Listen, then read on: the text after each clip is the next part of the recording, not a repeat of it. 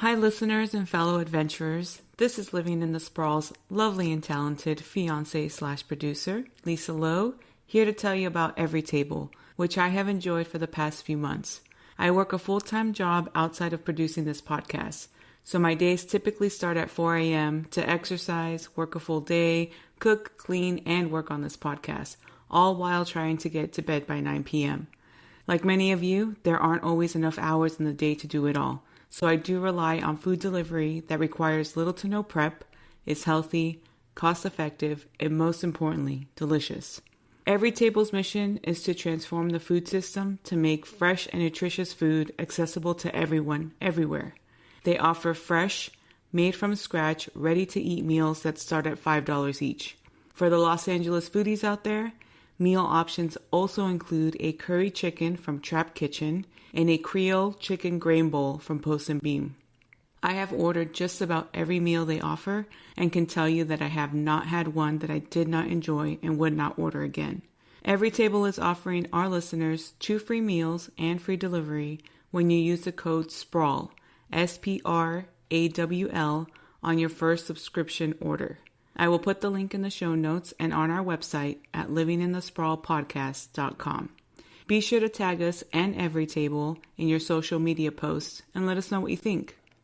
And now, your humble correspondent and this week's episode.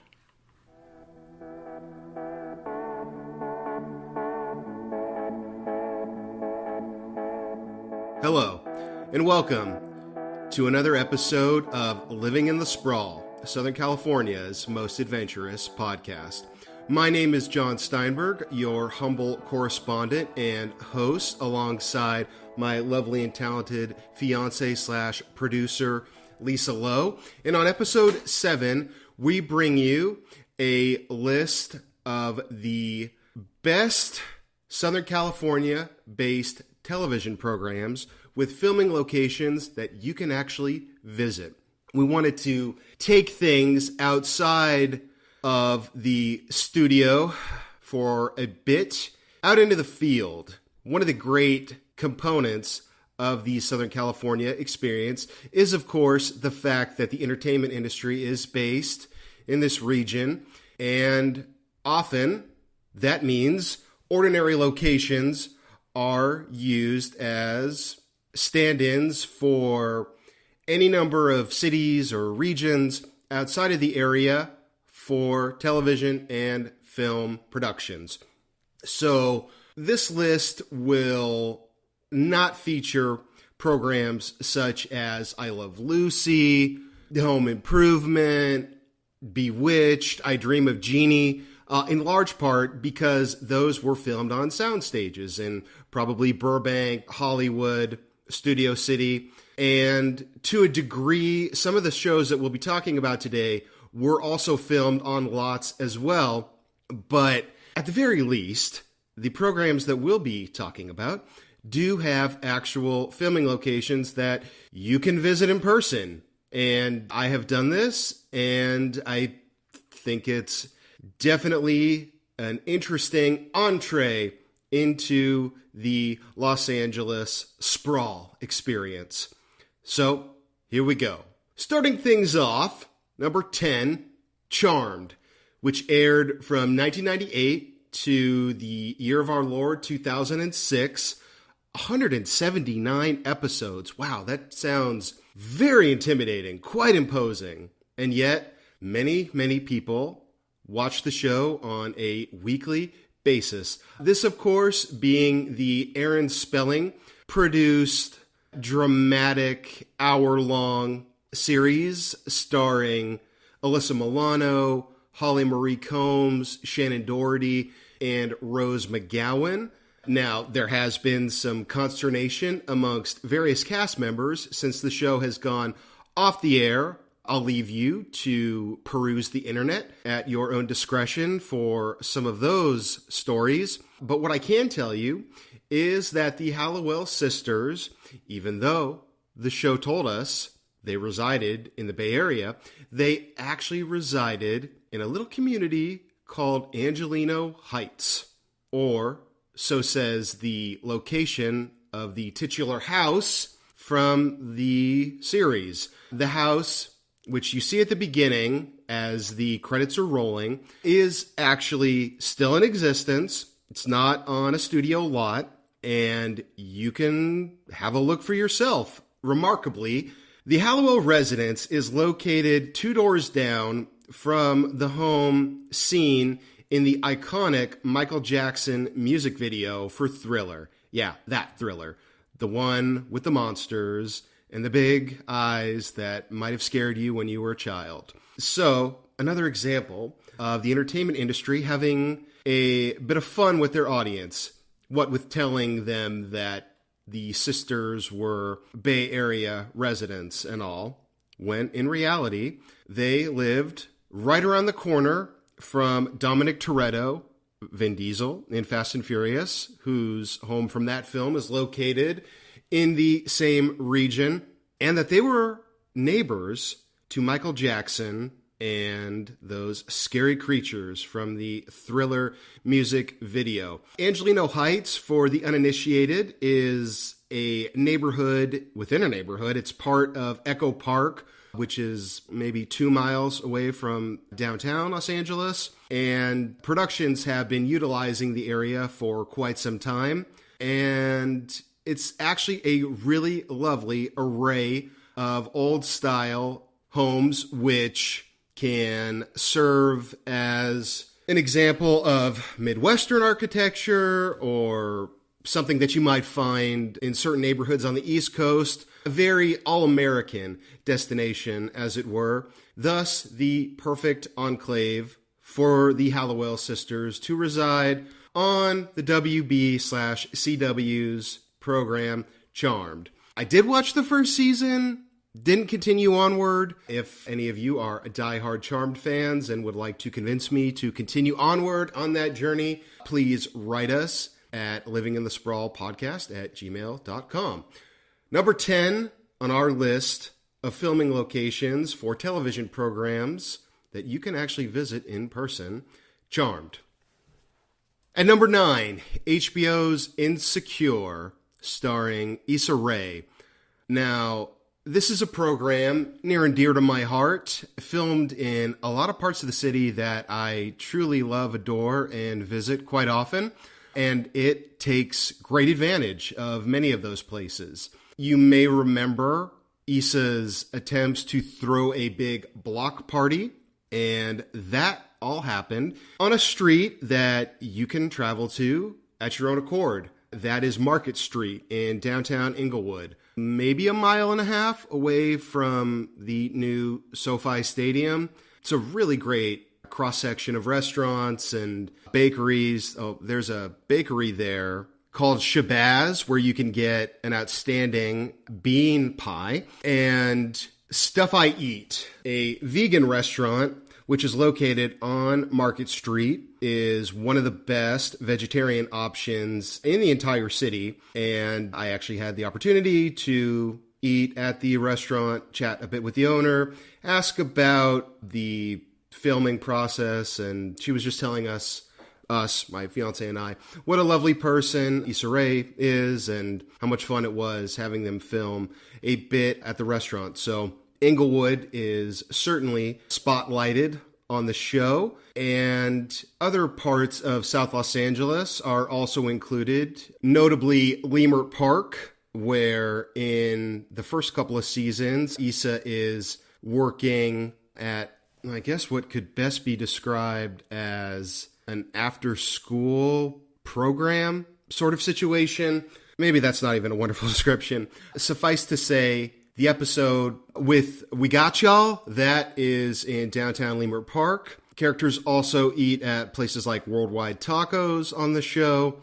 And Issa's apartment is located in Inglewood. It is an actual apartment, not a studio lot. And her pal, Molly, lives near my old apartment in downtown, pretty close to the Staples Center.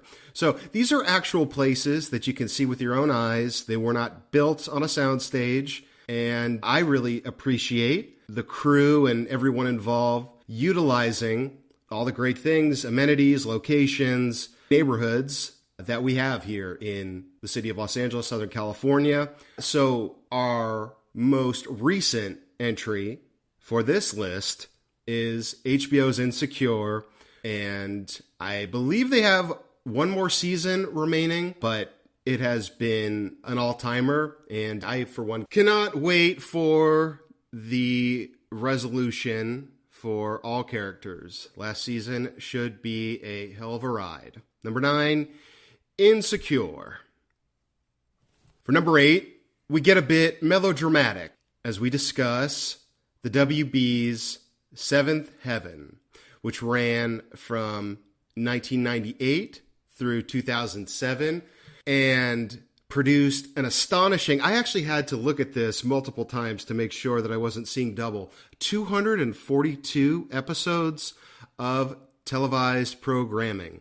This show details the hijinks, that's not the right choice of words, let's just say the lives of the Camden family. And though the show would like for us to believe that the characters reside in kind of humble, no-nonsense, working-class circumstances, the house where the Camden family resides is actually located in Santa Monica.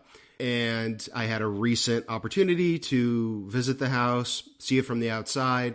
The paint is different, but other than that, it's very obviously the Camden residence from the television show. Now, I actually haven't seen many episodes of the program. I do know that Jessica Biel got her start as a cast member on the show, and I am definitely aware that the father, the patriarch of the Camden family, got into some trouble after the show concluded. I'll leave it at that. But again, apparently a lot of people love this program.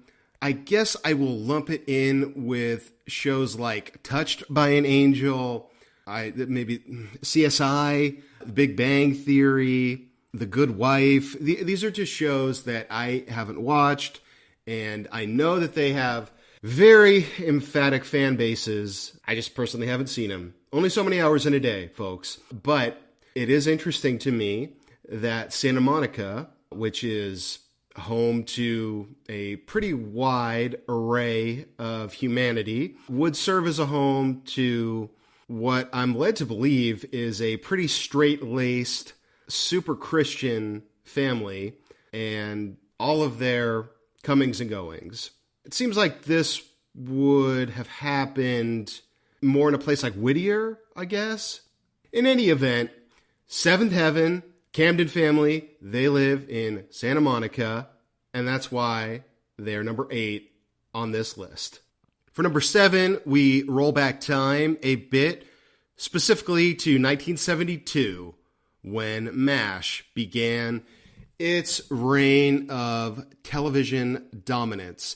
The show aired from 1972 through 1983, producing a simply staggering 243 episodes.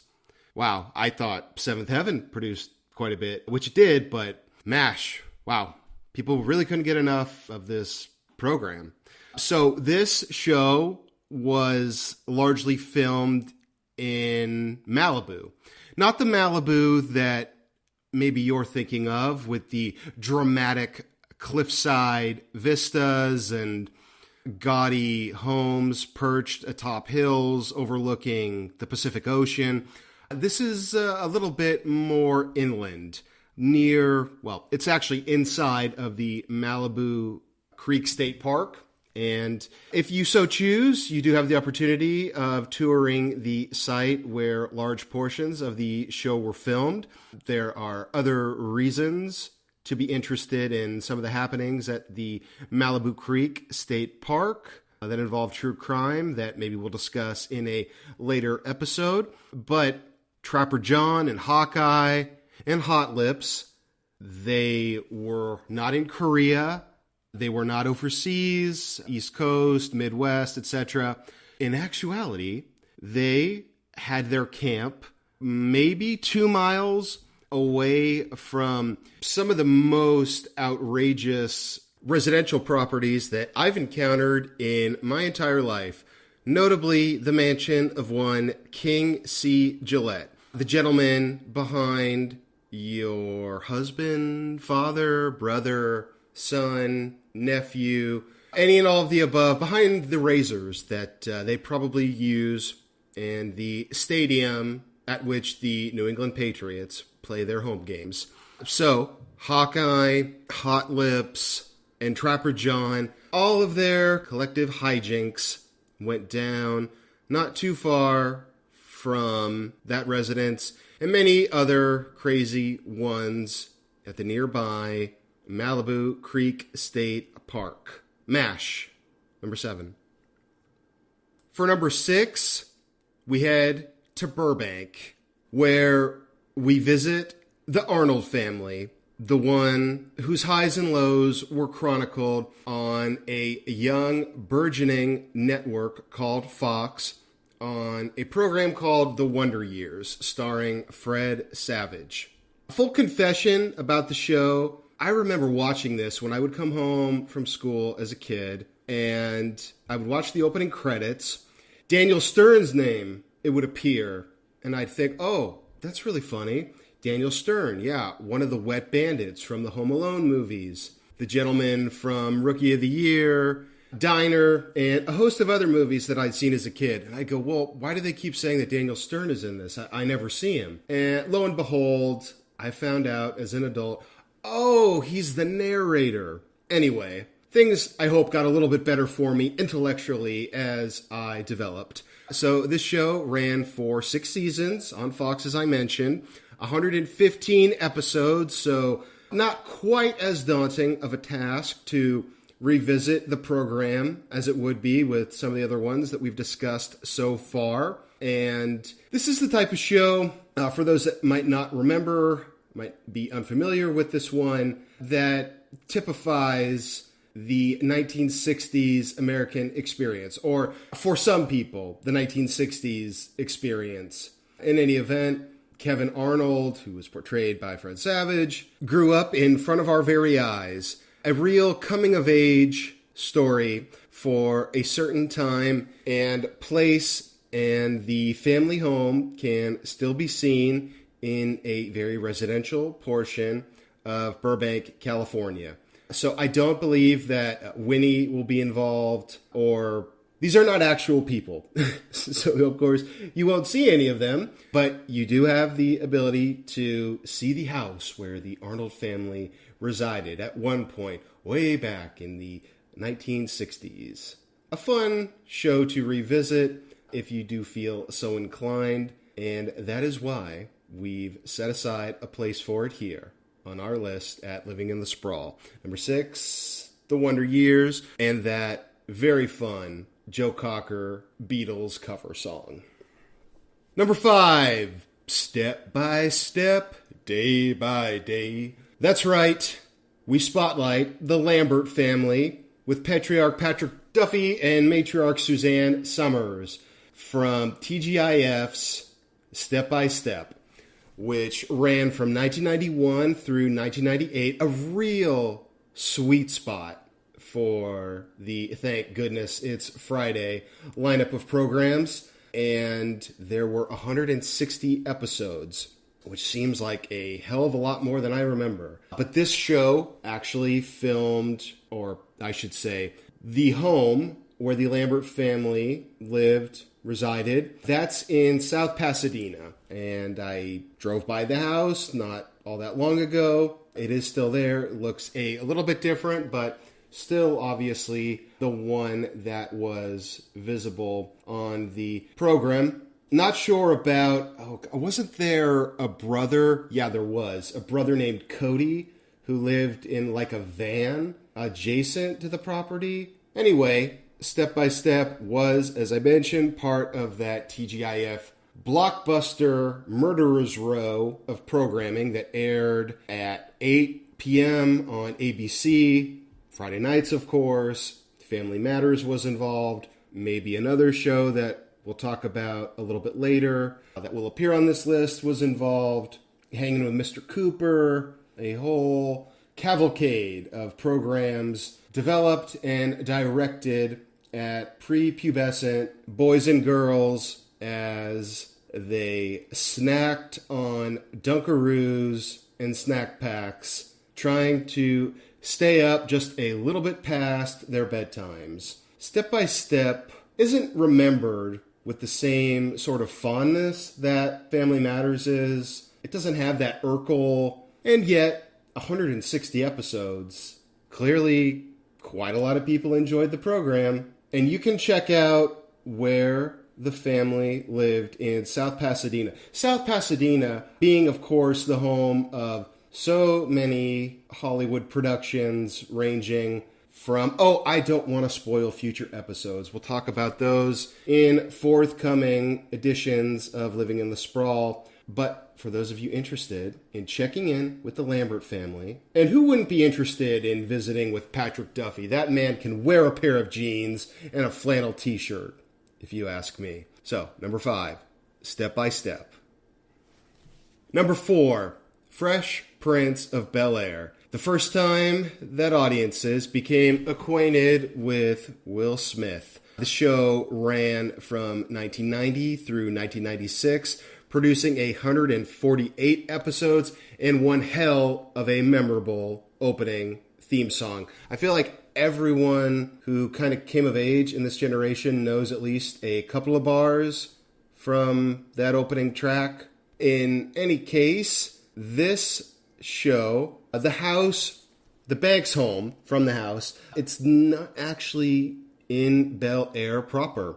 It's located in nearby Manville Canyon. Pretty close to Bel-Air, but not technically in Bel-Air. Bel-Air is pretty much a gated community through and through. But this house, you can definitely see it. There are some pretty formidable gates in front of the house, because I wasn't the only one who ever had this idea. Actually, the day that I went, my friend and I parked the car and kind of get out, and we see 2 other cars park, and they were pretty clearly not residents. So yes, this is a thing. People do come from all around to see the Banks residence from the Fresh Prince of Bel-Air. It is visible, albeit with a bit of a gate-precluded view. Now, who didn't love this program? With Alfonso Ribeiro, who I saw was hosting a trivia show on the Game Show Network not too long ago. But of course, this is Will Smith through and through, and a big part of what made us all smile as kids in the 1990s. And for those of you a little bit younger, I recommend checking this one out. This is one of those comforting shows that you can have on in the background while you are doing other things. If you can handle the annoying laugh track, it is a pretty damn comforting program. And that's why we wanted to remind you of how special it truly is, and that you have the ability to see the Banks home. Although it's in Manville Canyon, not Bel-Air. But nevertheless, number 4, The Fresh Prince of Bel-Air. At number 3, you probably had a feeling that it was coming. I didn't see any other way around it, so I just decided to cram it in here. Yes, it is Beverly Hills 90210, which ran from 1990 all the way through the new millennium, through 2000, and that's not even counting the reboot. 292 episodes, which makes the output from MASH seem like that of a lazy person. So, a couple of different filming locations here for you to check out. And I should mention, I'm not going to give the exact street and number for the homes and properties that were utilized in the production of said television show. If you are truly interested, you'll be able to find them, trust me. Not that difficult to track down. A simple Google search will suffice. If I was able to track them down, you should be able to track them down as well. And it's frankly not that difficult. I just don't feel comfortable giving street names and addresses on the podcast. At least not right now. But for this one, what I found interesting is the Walsh family and Dylan McKay were led to believe that they were residents of the 90210 Beverly Hills, when in reality, both were Altadena residents. Altadena being the lesser in the battle of the Denas, it being the adopted son on a trial basis of the Denas. Altadena, yes. Imagine that. Altadena 90210. I think it would have felt a little bit different. But they actually resided on the same street. And on that street, with the Walsh house and Dylan McKay's home, you've got the house from the movie Can't Hardly Wait and the home featured in the unheralded 1990s movie that always was on HBO when I was growing up, Bye Bye Love, with Paul Reiser.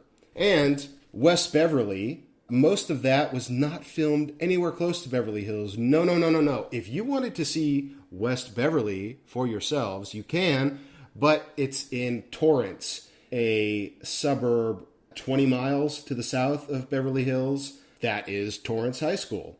And that high school was actually used as the primary filming location for She's All That and Not Another Teen Movie. And I think it's used, A, because there's absolutely no way in hell that Beverly Hills would allow filming crews to utilize their high schools like that. And B, it kind of has a quote-unquote Beverly Hills vibe to it. It's really nice. It's really large. It's airy. Breeze circulating in from the Pacific Ocean. It does resemble what an outsider might perceive a Beverly Hills high school might actually look like. So, Torrance, it's no Beverly Hills. It's a nice community. But if you remember Boogie Nights, where Mark Wahlberg meets up with Burt Reynolds, Eddie Adams from Torrance, and I think if you've seen that film, you would know the way in which Torrance is sort of depicted. And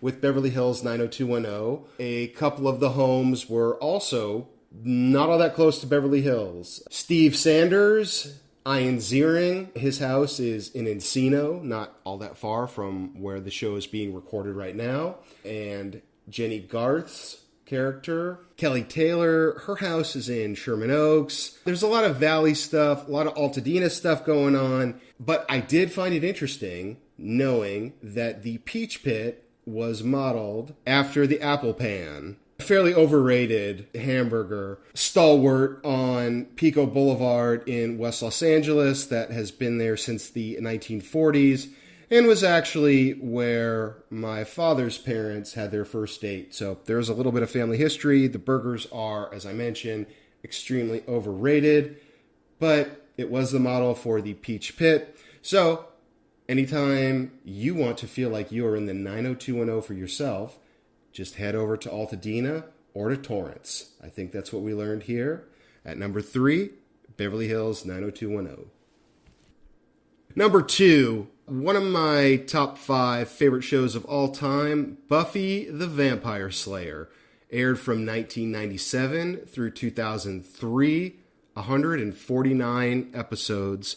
This, of course, came to us by way of that veritable hit factory, the WB turned CW. And again, we point our lens to Torrance. Buffy Summers, one was led to believe that Sunnydale was somewhere in Northern California, I think. I don't know that it was ever really made clear. I've watched every single episode of the program, and yet her home, as it turns out, is actually again in Torrance. Who knew Torrance was this beehive of activity? I certainly did not. And yet it is, apparently. And Sunnydale High School, boom.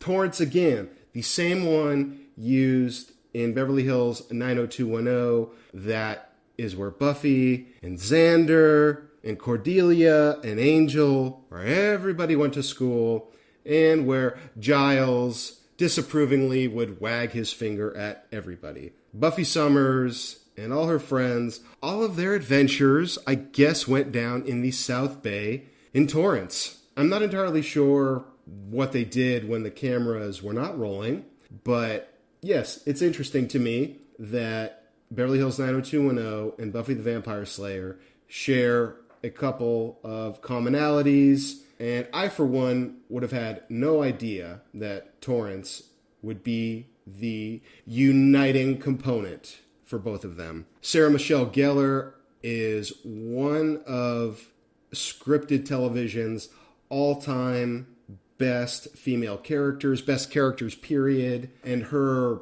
kind of good meets evil Eternals battle with Eliza Dushku's Faith. Man, I went through this when I was in grad school.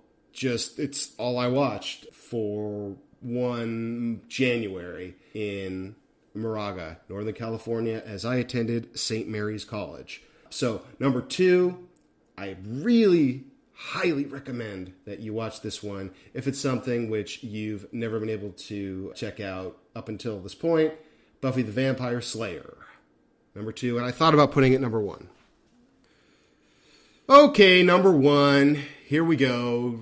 Da-da-da-da-da. It's the story of a show filmed in Toluca Lake. Okay, the Brady Bunch from 1969 through 1974. This iconic program enchanted a wide swath of American viewers. The Brady family with Marcia and Jan and Bobby and Peter, Alice. This show put out, I thought there would be more. 117 episodes. Seemed like this would have been one that would have hit the 200 quotient, not Seventh Heaven, but what do I know?